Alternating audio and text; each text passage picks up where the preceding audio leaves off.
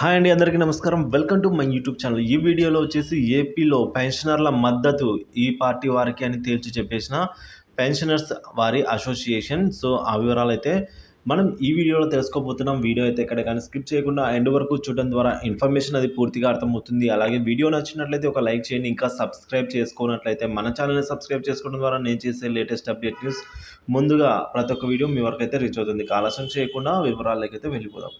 ఏపీలో పెన్షనర్స్ మద్దతు వీరికి అండి. పెన్షనర్స్ అసోసియేషన్ అయితే ఈ విధంగా చెప్తోంది. ప్రజాస్వామ్యంలో ఓటు విలువ అమూల్యం.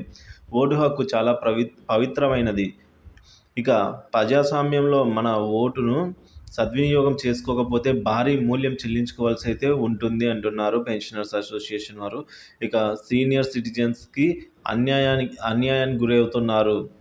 సో పెన్షనర్స్ అయినా మనం మన కుటుంబాలను, కుటుంబ సభ్యులను, బంధుమిత్రులను అందరినీ కలుపుకొని స్వచ్ఛమైన పవిత్రమైన మన ఓటును అయితే సద్వినియోగం చేసుకుందామని అయితే అంటున్నారండి.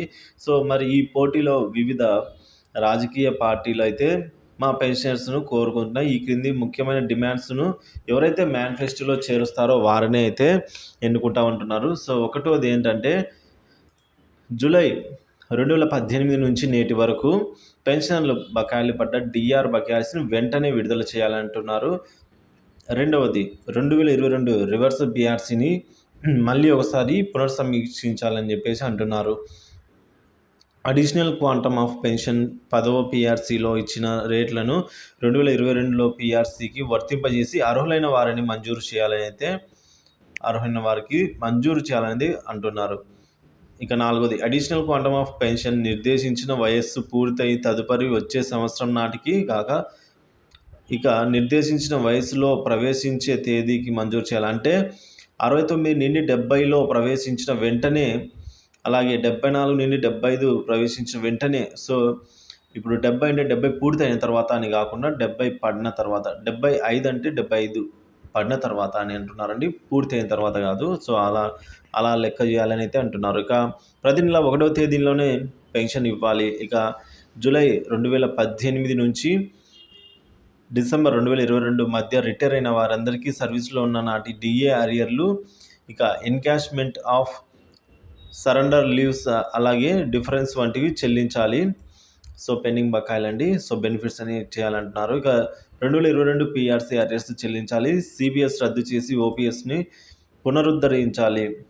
ఇవన్నీ మేనిఫెస్టోలో పెట్టాలని అయితే అంటున్నారండి.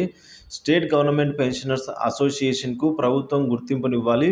సివిల్ సాఫ్ట్ జాయింట్ కౌన్సిల్లో శాశ్వత సభ్యత్వం కల్పించాలి. ప్రభుత్వం పిలిచే సమావేశాలకు సర్వీస్ అసోసియేషన్లతో పాటు పెన్షనర్స్ అసోసియేషన్లకు సరైన ప్రాతినిధ్యం కల్పించాలి అంటున్నారు. ఇక మరొకటి, కేంద్ర ప్రభుత్వం డిఆర్ ప్రకటించినప్పుడే ఆలస్యం చేయక అదే నెల నుంచే రాష్ట్ర ప్రభుత్వం కూడా డిఆర్లను ఈ విధంగా పెంచేలా చర్యలు చేపట్టాలి అంటున్నారు. సో కేంద్రము ఇస్తే వెంటనే రాష్ట్ర ప్రభుత్వం కూడా ఇవ్వాలంటున్నారు. సో వీటన్నిటిపై స్పష్టమైన హామీ ఇస్తూ సదరు విషయాలను మేనిఫెస్టోలో పొందుపరిచిన వారికే మనం ఓటు వేద్దాం. ఇప్పటికే గత 4 సంవత్సరాలుగా ప్రతి పెన్షనర్ లక్షలాది రూపాయలు నష్టపోయాం.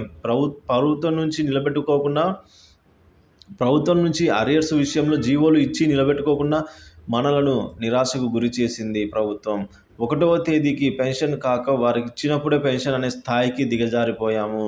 ఇక భవిష్యత్తులో ఇటువంటివి పునరావృతం కాకూడదని అయితే ఆకాంక్షిద్దాం అని అయితే పెన్షనర్స్ అసోసియేషన్ వారు ఈ విధంగా అయితే అంటున్నారండి. సో ఈ విధంగా ఎవరైతే ఈ హామీలన్నిటినీ పరిగణలోకి తీసుకొని వీటిని మేనిఫెస్టోలో కూడా సో ఈ విధంగా చేయగలము అని హామీ ఇచ్చిన వారికి మన మద్దతు, మన ఓటును ఉపయోగించుకున్నాము అని అయితే పెన్షనర్స్ అసోసియేషన్ వారి విధంగా అయితే చెప్తూ ఉన్నారు. ఇది అండి ఇప్పటివరకు ఉన్న తాజా సమాచారం.